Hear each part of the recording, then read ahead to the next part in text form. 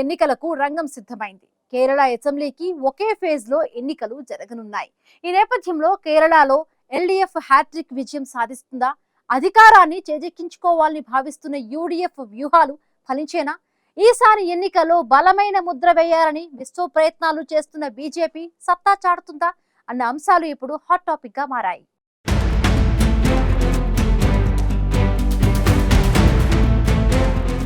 కేరళ అసెంబ్లీకి ఒకే ఫేజ్లో పోలింగ్ జరగనుంది. కేరళలోని మొత్తం 140 అసెంబ్లీ స్థానాలకు ఏప్రిల్ 9న పోలింగ్ జరగనుంది.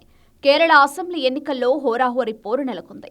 పినరయి విజయన్ నేతృత్వంలోని వామపక్ష కూటమి హ్యాట్రిక్ విజయంపై కన్నేయగా 10 ఏళ్ల నిరీక్షణకు తెరదించి ఈసారి ఎలాగైనా అధికారంలోకి రావాలని కాంగ్రెస్ నేతృత్వంలోని యూడీఎఫ్ సర్వశక్తులు ఒడ్డుతోంది. ఇక తిరువనంతపురం కార్పొరేషన్ విజయంతో ఉత్సాహంగా ఉన్న బీజేపీ ఈసారి కేరళలో వీలనన్ని ఎక్కువ స్థానాలను కైవసం చేసుకోవాలని ఉవ్వెళ్లూరుతోంది. 2026 అసెంబ్లీ ఎన్నికల్లో ముక్కోణపు పోటీ నెలకొన్న వేళ రాజకీయ పార్టీల బలాబలాలు ఎలా ఉన్నాయి?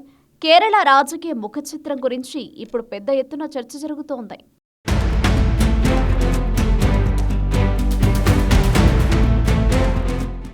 సాధారణంగా కేరళ రాజకీయాల్లో ప్రతి 5 ఏళ్లకు ఒకసారి ప్రభుత్వం మారుతుందనే ఆనవాయితీ గతంలో ఉండేది.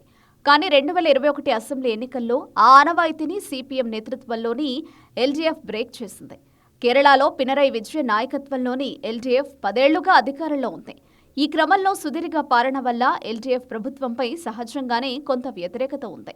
దీనిని అనుకూలంగా మలుచుకోవాలని యూడీఎఫ్ భావిస్తోంది. 2024 లోక్సభ ఎన్నికల్లో కేరళలోని 20 స్థానాలకు గాను 18 స్థానాలను యూడీఎఫ్ గెలుచుకుంది. ఈ విజయం యూడీఎఫ్ శ్రేణుల్లో ఎంతో ఆత్మవిశ్వాసాన్ని నింపింది. మరోవైపు 10 ఏళ్లుగా అధికారానికి దూరమైన కాంగ్రెస్ నాయకత్వంలోని యూడీఎఫ్కు ఈ అసెంబ్లీ ఎన్నికలు జీవన్మరణ సమస్యగా మారాయి.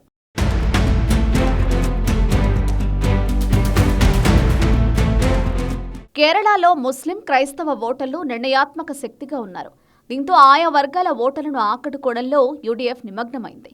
ముఖ్యంగా విజయన్ ప్రభుత్వం తీసుకున్న నిర్ణయాల వల్ల మైనారిటీలు యూడీఎఫ్కు దగ్గరైనట్లు రాజకీయ విశ్లేషకులు అంచనా వేస్తున్నారు.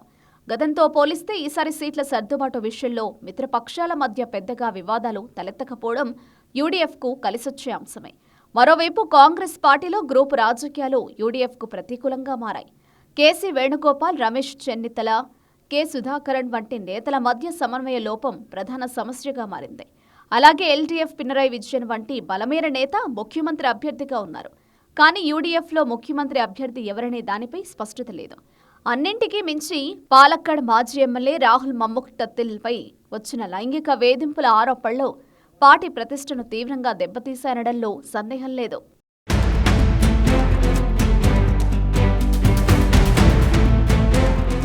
పినరయి విజయన్ నేతృత్వంలోని ఎల్డీఎఫ్ గత 2 పర్యాయాలు అధికారంలోకి వచ్చింది. దీంతో విజయన్ 3.0 కోసం వామపక్షాలు వ్యూహరచన చేస్తున్నాయి. అభివృద్ధి మార్కు పాలనతో హ్యాట్రిక్ విజయం సాధించి సరికొత్త చరిత్ర సృష్టించాలని సిపిఐ నాయకత్వంలోని కూటమి ఆశపడుతోంది. ఎల్డీఎఫ్ కూటమికి పినరయి విజయన్ పెద్ద బలం. విజయన్ నాయకత్వంలో ఎన్నికలకు వెళ్లడం కూటమికి కలిసొచ్చే అంశం. ఇక కేరళలో ఏ కూటమికి, పార్టీకి కానీ విజయన్ స్థాయి ఉన్న లీడర్ లేకపోవడం వామపక్షాలకు పెద్ద ప్లస్ పాయింట్గా మారింది. అలాగే సంక్షేమ పథకాలే తమను మరోసారి గెలిపిస్తాయని ఎల్డీఎఫ్ భావిస్తోంది. సామాజిక పింఛన్లు, కిట్ పంపిణీ వంటి పథకాలు పేద ప్రజలను ఆకట్టుకున్నాయి. జాతీయ రహదారుల విస్తరణ, పబ్లిక్ ట్రాన్స్పోర్ట్ మెరుగుదల, కోస్టల్ రోడ్డు ప్రాజెక్టులను విజయన్ ప్రభుత్వం ప్రచారంలో ఎక్కువగా హైలైట్ చేస్తోంది.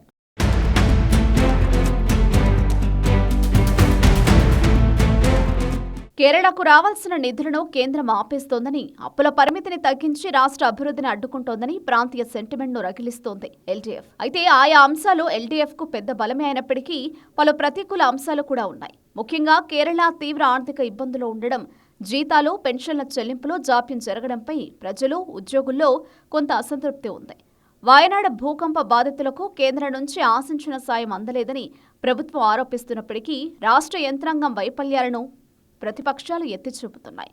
శబరిమల విషయంలో ప్రభుత్వం అనుసరిస్తున్న ద్వంద్వ వైఖరి, శబరిమల బంగారు ఆభరణాల మాయం వంటి అంశాలు హిందూ ఓటర్లను ప్రభావితం చేయవచ్చనే అభిప్రాయాలు వ్యక్తమవుతున్నాయి.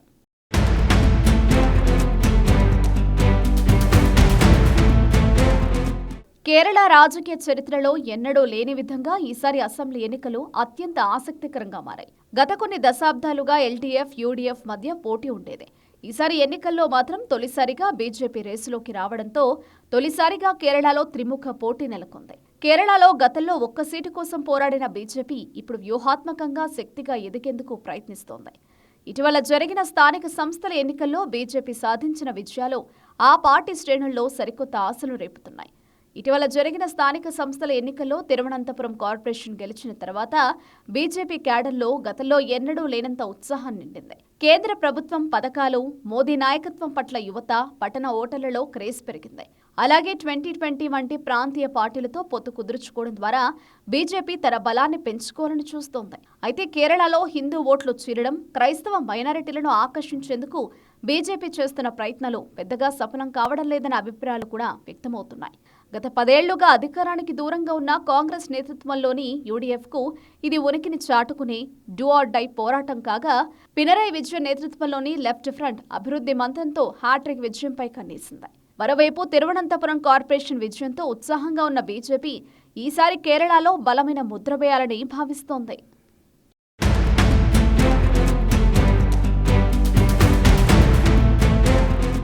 కేరళ అసెంబ్లీ ఎన్నికల్లో మరొకసారి విజయం సాధించి హ్యాట్రిక్ కొట్టాలని విజయన్ నేతృత్వంలోని లెఫ్ట్ ఫ్రంట్ ఈసారి ఎలాగైనా సరే అధికారంలోకి రావాలని యూడీఎఫ్ సర్వశక్తులు ఒడ్డుతూ ఉండగా, కేరళలో మరొక బలమైన ప్రత్యామ్నాయ శక్తిగా ఎదగాలని బీజేపీ ఉవ్విళ్లూరుతోంది. ఇలా ఎవరి ప్రయత్నాల్లో వారు ఉండటంతో పాటు తమదైన వ్యూహాలను అమలు చేస్తూ ఉండడంతో ఈసారి కేరళలో త్రిముఖ పోటీ తప్పేలా లేదనే అభిప్రాయాలు వ్యక్తమవుతున్నాయి.